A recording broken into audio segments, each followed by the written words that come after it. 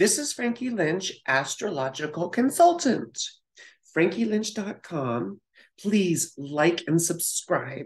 Click the bell so you get notified. Like this video. Please subscribe at Frankie Lynch 777 on YouTube. You can see the rest of my social media stuff below. Facebook, Twitter, TikTok, Insta, all that fun stuff. And please consider donating to me on Patreon. I just started my Patreon. I'll put the information below. But think about just donating $1 a month or $2 if you like the content. For people who donate a bit more, I'm going to start doing some personalized horoscopes. But more information on that later. What I want to talk about today, because it's the 1st of February, are transits that are coming up over this month and going into the beginning of next month.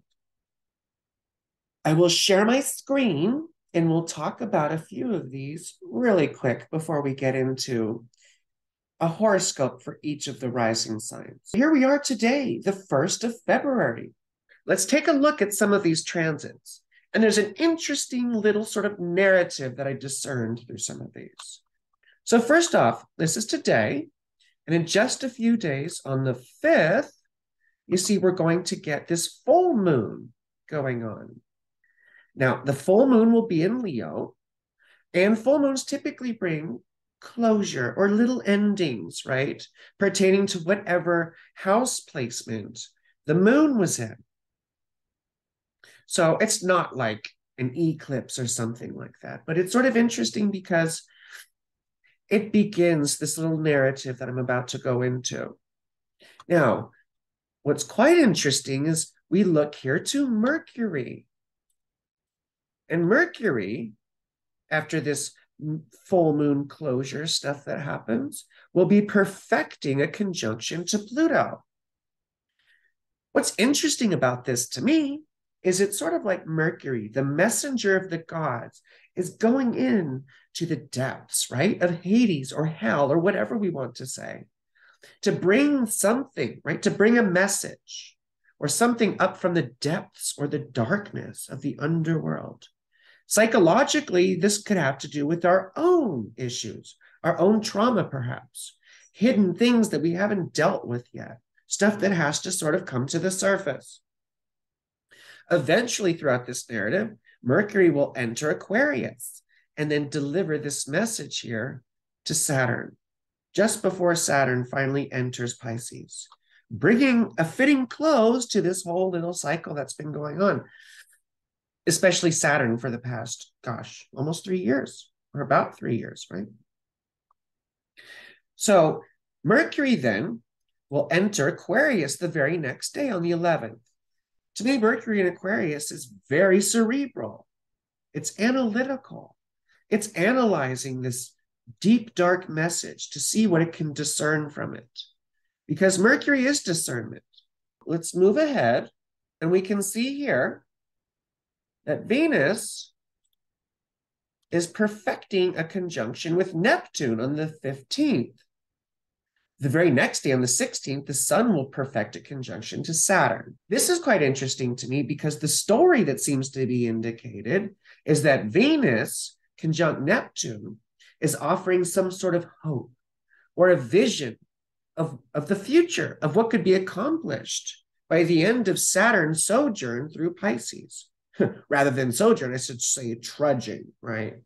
Because Saturn's not always having an easy time. But remember, Saturn's always somewhere in our chart, so we're always having a difficult time somewhere.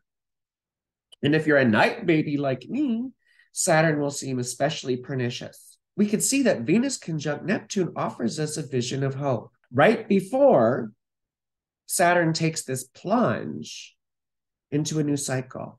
So I like to think of this as the vision, what's possible at the end of the upcoming Saturn cycle. And then this conjunction of the Sun and Saturn represents the resolve, where that will or resolve will come from in order to achieve this final vision.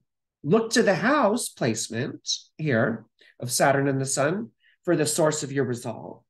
And then look to the Neptune and Venus conjunction for what's possible, for what you could do.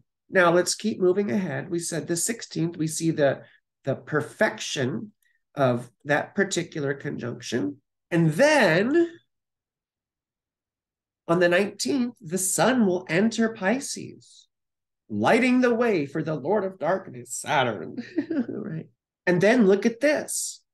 The very next day, on the 20th, we're going to have a new moon in Pisces. This is sort of ushering in a new beginning, or at least indicating a new cycle is coming. And it's funny because look, Venus has just entered Aries around the same time. So what that says to me is time to get to work. Venus doesn't like Aries, of course, because she rules Libra, the opposite sign. So she doesn't necessarily know what to do with herself. You could see her scrambling a bit, being impulsive, wanting to get down and do things. So to me, this is indicating, hey, let's get things going, because in just a few days, Mercury will perfect his conjunction with Saturn, successfully delivering that message on March 1st. And then he will enter Pisces. So we've had this whole entourage sort of laying out the red carpet for Saturn.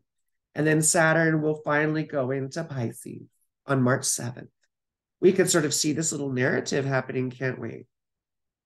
About bringing things up from the depths, having to deal with them, looking at an optimistic vision for the future, but then having the resolve to put in the hard effort to attain it.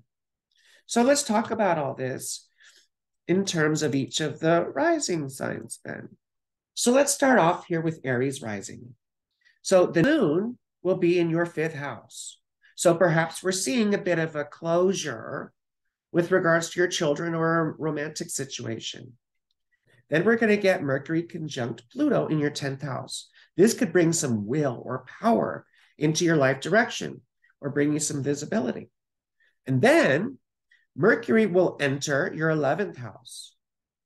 So perhaps social circles will start to take precedence. Perhaps friendships will be the key to your success coming up.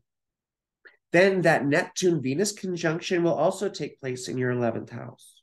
Whatever house Pisces is in will be greatly emphasized for us this month. The Neptune-Venus conjunction will be in your 12th house, which could entail an optimistic vision of what service could look like for you, or handling other people's pain.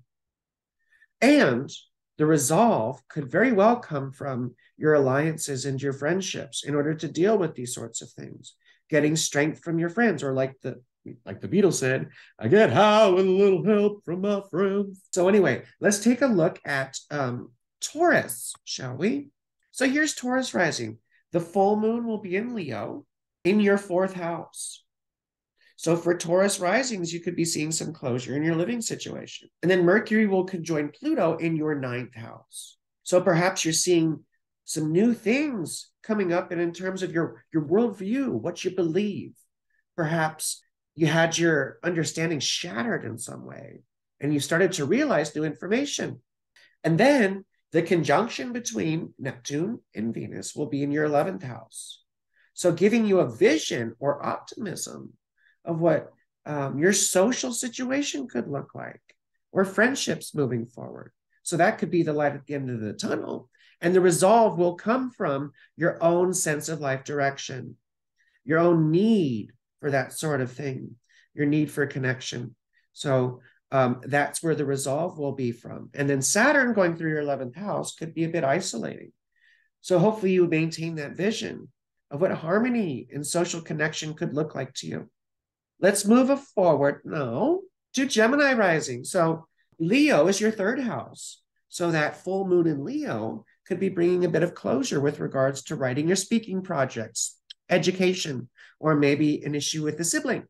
Mercury will conjoin Pluto in your 8th house. Again, sort of reinforcing that idea of bringing things up from the depths, perhaps, and having to process things you maybe have avoided. It could also indicate dealings with budgets or finances, returns on investment or losses on investment, because Pluto is involved. Now, the conjunction between Neptune and Venus will be in your 10th house. So this is all about life direction and recognition. And the resolve will come from your worldview and your beliefs, right? The sun perfecting the conjunction to Saturn. So you could probably see how your values will dictate your life direction coming up, because it will feel like a slog between, March and 2026. Having this vision is very helpful. Now let's go ahead to Cancer. Now, Leo is your 2nd house. So perhaps some closure with regards to a financial situation. And then Mercury will be conjoining Pluto in your 7th house. So this again could be bringing a message from the depths of relationships, from your relationship history. Maybe it's patterns that you don't want to repeat, or that you're just now starting to see. Now, that conjunction between Venus and Neptune would be in the 9th house. So this would be a vision of what's possible in terms of your beliefs and your worldview. Perhaps a legal situation. Perhaps it has to do with your own education or university or higher learning. But again, if it does have to do with that, you get the vision of what the finished product could look like before, again, we're challenged to put in the work by Saturn. And you can see the resolve coming from the 8th house. The resolve having to do with the will to face things, the will to face your losses, the will to face your deficits, and to what? To deal with them. Time to move on to Leo. The full moon will be in Leo in your 1st house, bringing some closure either to a health situation or maybe your own lack of confidence. Now, Mercury will conjoin Pluto in the 6th house, perhaps bringing a message about stuff that you haven't been taking care of, the stuff that we don't want to do. And then you're going to have the Venus-Neptune conjunction in your 8th house, which again has to do with dealing with the things we don't want to deal with and processing perhaps things that we'd rather forget. It could also symbolize gains and returns from a financial situation. And you can see that will come, the resolve will come from a partnership, most likely. So that doesn't have to be romantic, but it does have to do with other people and getting outside help, having to cooperate. Let's move on from Leo to Virgo. The full moon in Leo will be in your 12th house. So perhaps bringing closure to a mental health situation or addiction issues, or perhaps being isolated. And then you can see Mercury will conjoin Pluto in your 5th house of children and romance. So bringing that message that, hey, perhaps we need some fun in our lives. This will all be going through your 6th house. And the Neptune-Venus conjunction will be in your 7th. So the vision of optimism could very well have to do with the romantic partnership. And then the resolve to get there would be through the 6th house, right? Through our sense of diligence, our sense of care. The 6th house often is referred to as service in modern astrology, which, it's typically a bit harsher in traditional astrology. But you can see people who are service-oriented coming out of the 6th house. There's lots of different 6th houses. Obama, 6th house. Muhammad Ali, 6th house. And he was an outspoken critic of the Vietnam War. The 6th house faces insurmountable odds. And while Saturn indicates the 6th house here and will be transiting through the 7th, partnerships will be quite difficult. But the reward will come from the diligence to face all that stuff and not just give up. You also have to be aware of when to move on. You don't just stick with the first person that shows up. Let's move on to Libra. So Libra rising, that puts Leo in your 11th house. So perhaps bringing some closure to social situations. Because then Mercury will conjoin Pluto in your 4th house of the home, the parents, the living situation. So again, probably indicating an issue to do with your past, your genealogy. Could be your parents physically. It could even be your home situation, very literally. But something about that is going to be changing. And perhaps it has to do with your own internal situation psychologically. Because the 4th house is the deepest, darkest, most hidden part of ourselves. And then you see the conjunction will be in the 6th house, where again, toil is resolved. You can see some rest, perhaps, or some harmony at the end of this after a trudge, a real trudge through the muck, because Saturn here will enter Pisces, your sixth house, and life will feel like a slog. The resolve will come from the fifth house, which is about fun. So having a vision of what fun and rest could look like will be part of what gets you through this next 3-year cycle with Saturn. Now let's look at the next bit here, which is Scorpio. So for Scorpio, Leo's the 10th house. So perhaps it's bringing closure to your life direction, what you thought it was, or a situation with your job. Mercury will be conjoining Pluto in your 3rd house, indicating writing and speaking projects. So he's bringing a message up from the depths about how you should proceed in terms of your communication, or it could deal with an actual sibling issue. And then you see the Neptune-Venus conjunction will be in your 5th house. So the end result having to do with children or fun. I'm not saying you'll get pregnant or something necessarily like that, but it is about learning to enjoy yourself. And the resolve to do that will come from the 4th house. So having your own personal affairs in order, having your house in order, getting your stuff straightened out, because Saturn's been going through your 4th house. And then she will enter, he or she, it doesn't really matter. You know, I think it was Dorotheus of Sidon that referred to Saturn as he and she, sort of as non-binary. Saturn has been referred to as feminine in a few ancient astrological texts. So anyway, Saturn will be going through your 5th house, which isn't fun, but you'll have that vision of what fun could look like at the end. So moving right along to Sagittarius. Sagittarius means Leo is your 9th house. So perhaps bringing closure to the area of belief or your values. It could be an educational situation. But then Mercury will conjoin Pluto in your 2nd house, indicating a message about your own resources and finances. So needing to straighten out that situation, perhaps what you've been avoiding. And you'll see Neptune conjunct Venus, that will be in your 4th house. And that indicates bringing some sort of harmony or beauty, either to your home situation, your family, your parents. Maybe it's a healing sort of thing. And again, to yourself.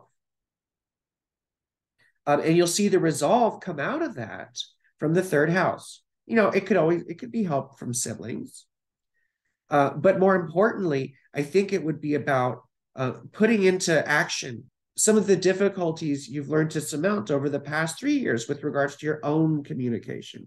Learning how to lean in to your own fast talking skills that you may have acquired in order to see this new beautiful situation happen where an issue could have arisen having to do with your parents, or really just having to do with your home situation, either buying a house, landlords, things like that, because it will seem very tedious over the coming years.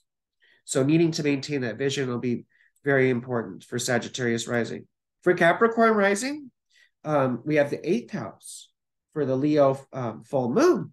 So that could bring some closure with regards to things to do with your financial situation. Usually has to do with other people's money. It could also have to do with you facing your own personal issues, right? The things we hide from ourselves. That also means that Mercury will conjoin Pluto in your 1st house. This is quite powerful because Pluto's been going through your 1st house for years here and will be entering Aquarius soon.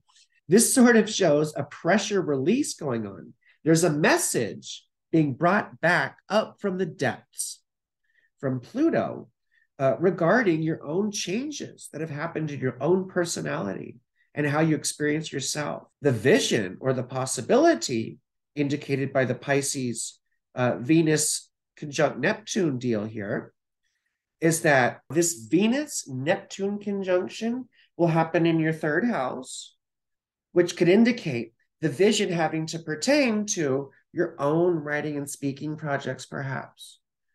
Maybe it's an educational endeavor. Maybe it's seeing how it could possibly end and the rewards you could get from it.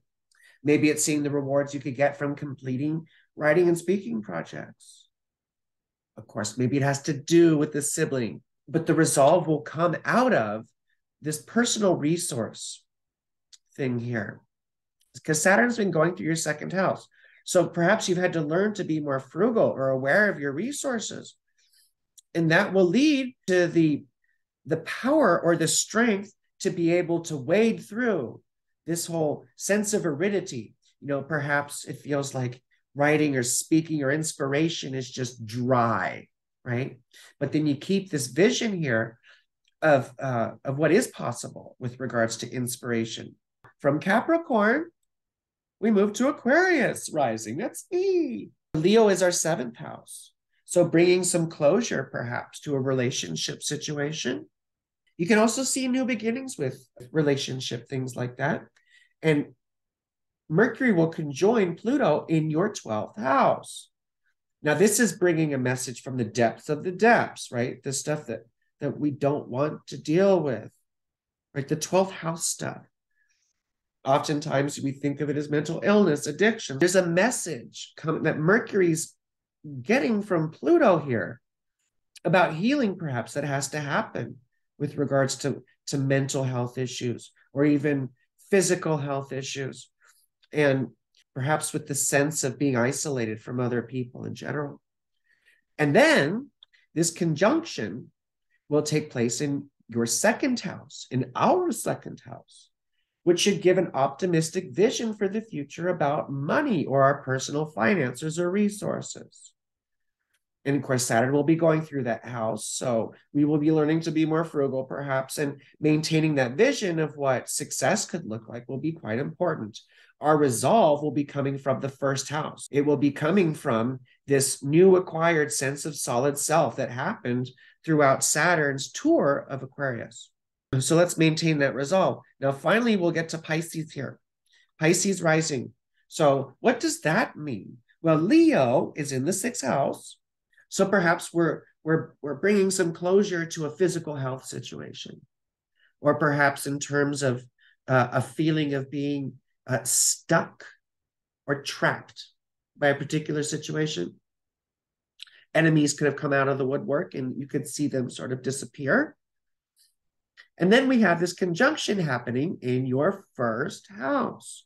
So giving you a vision, perhaps, of what it could look like to have that harmonious sense of self, about what it looks like to feel good or feel secure, because Saturn touring your 1st house starting in March will erode all that, necessarily so, to make you see the dark spots that need to be illuminated or perhaps ironed out of it. And that resolve will come from the 12th house, having dealt with your own insecurities, perhaps, your own sense of aloneness, and being able to face these things as a stronger individual. Let me stop sharing now. I hope that was helpful, and I hope you enjoyed some of that. I have to go really brief, of course, because there's 12 rising signs to go through. And once again, please see below for all my social media information. Follow me here on YouTube, right? Click the bell and subscribe.